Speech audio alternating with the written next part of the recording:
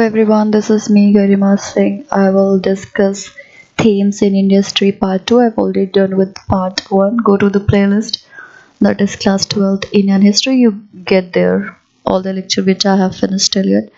So let's move on to the first chapter of part 2. So that is about that is theme 5. It's through the eyes of traveler. What travelers have wrote in their traveler account while they travel India, what they perceive, they wrote according to their perspective, whatever they found in India. So we will read in this chapter about that. So as usual, I will discuss the question. I'm not telling you the crux. More or less discussing question and crux. Let's cover every other thing. So let's move on to the question and answer discussion. First is write a note on Kitab al-Hind. So this book was written by Al-Bruni in somewhere 1031. It was considered um, with India and also known by the name of uh, Tariq Hind and Tahqiq Mul Hind. It was written in Arabic. It is divided into 80 chapters. They have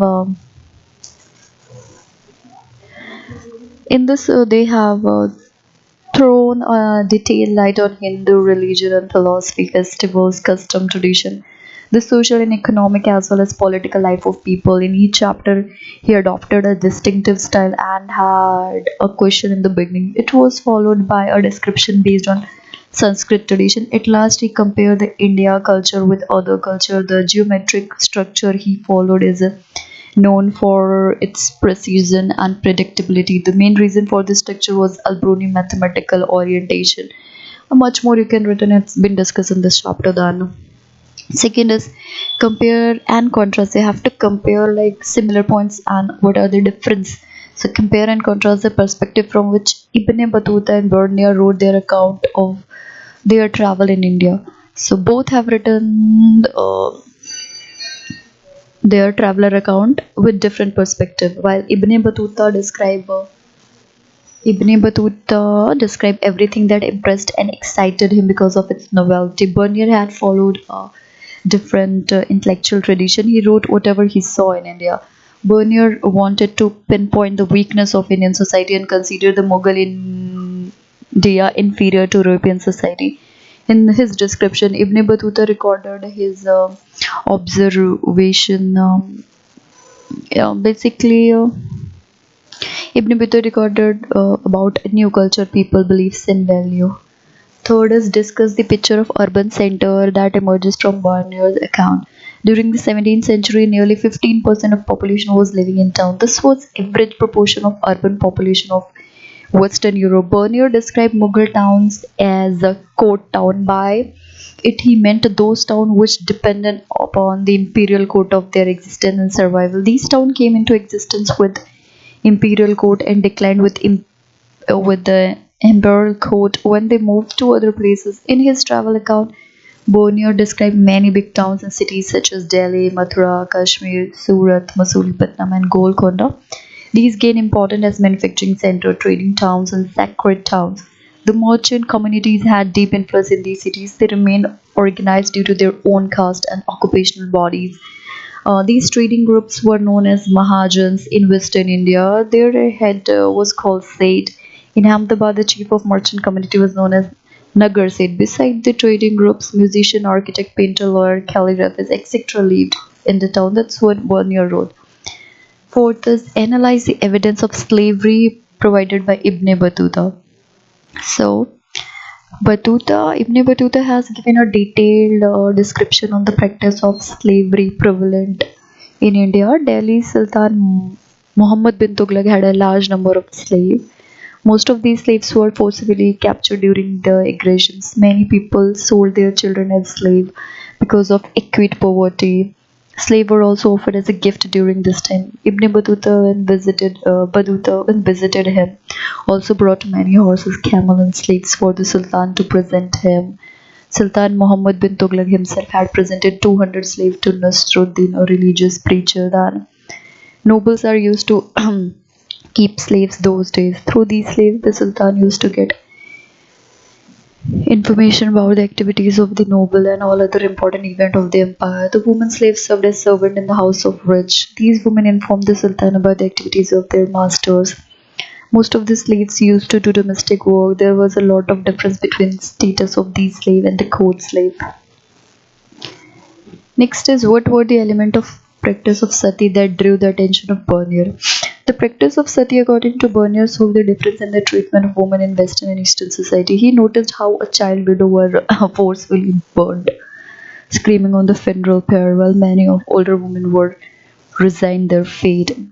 So, following a few things that drew his attention was first, under this cruel practice, an alive widow was forcefully made to sit on the pyre of her husband, and people had no sympathy for her.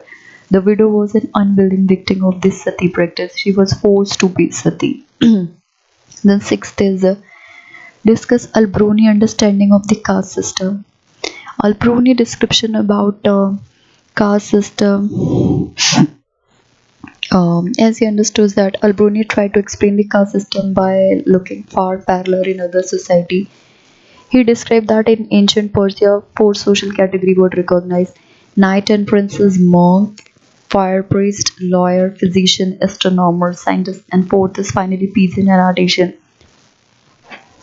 He attempted to suggest that social division were not unique in India. His description of caste system in India was deeply influenced by his study of Sanskrit texts. According to these texts, the highest caste were the Brahmin, as they were created from the head of Brahmins.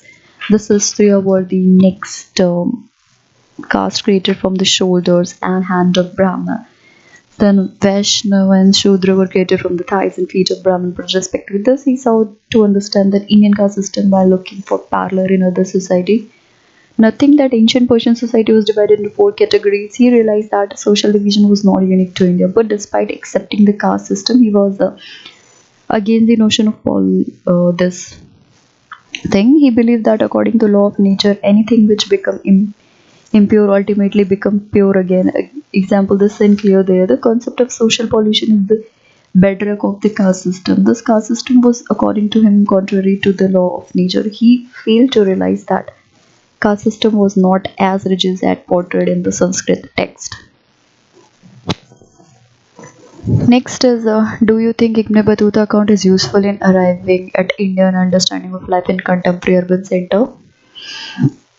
Battuta observation about cities was like, according to him, Indian cities had many exciting opportunities and useful for those who had necessary drive, skill, and resources. Second, the Indian cities were prosperous and densely populated. Third, these cities had a colorful market trading in different kind of goods. Then Delhi was the largest city of India and had a lot of population. Daulatabad was another important city of India which challenged Delhi in size then.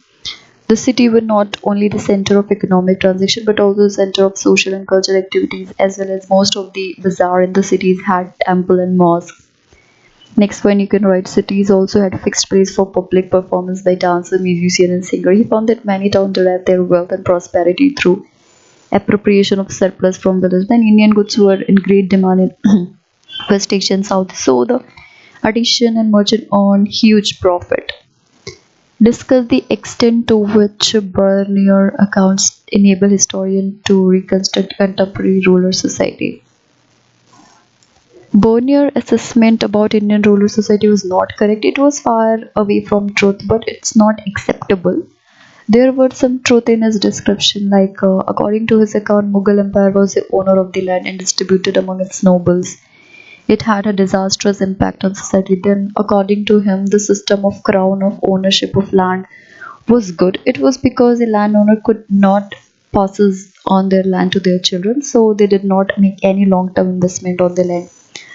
Third, he wrote, as there was no private property in land, there was not any improvement in the landlord class. This system ruined agriculture and led to opinion of peace. And Bonnier's view regarding Indian society had the various following feature which you will find in this chapter, like rich people were in minority. It had the poorest of the poor and the richest of the rich. No middle class existed as per the Bernier account. Bernier. Then all the cities in town were ruined and had contaminated air. This is the excerpt from Bernier. So With this excerpt, you have to compare these with the description of artisanal activity in this chapter. So, as you can read here, Nemarius are the intents of handsome pieces of workmanship made by person destitute of tools and who can scary. So this is what except, and you have to compare these with the description of artisanal activity in this chapter. So first is in this passage the crafts such as making of musket and falling pieces and making beautiful gold ornament are mentioned. These products were beautifully made. Bernier was amazed to see these products. So second is first is list the craft mentioned in this passage. So in this one you write what I have just said, making of musket and flowing pieces and making beautiful gold ornament are mentioned. So these products were beautifully made. Bernier were amazed to see that. Next is comparison. So in this one you wrote comparison of craft referred in this passage with the description of artisanal activity in the chapter. In the chapter, both of manufacturing and terracotta sculpture and temple architecture has been mentioned. Art of painting has been referred. Art of carpet manufacturing has been referred. Art of dance, music, calligraphy has been referred in the chapter. Description about Rajul Khamusha have also been uh, mentioned. This is map work on an online map of world landmark the countries visited by Ibn Battuta. What are the cities that have? So countries that visited by Ibn Battuta were Morocco, Mecca, Syria, Iraq, Persia, Yemen, Oman, China, India, Maldives, Sri Lanka, Sumatra, that is Indonesia. So seas that you have to cross, that is North Atlantic Sea, South Atlantic Sea. To Morocco, it's North Atlantic, maybe South Atlantic, then Indian Ocean, Red Sea, Arabian Sea, Bay of Bengal, South China Sea, East China Sea. Almost he covered all sea, almost. So that was the discussion of this chapter. We are done with the question and discussion of theme 5, that is 2 days of travel. That's for today. Thank you.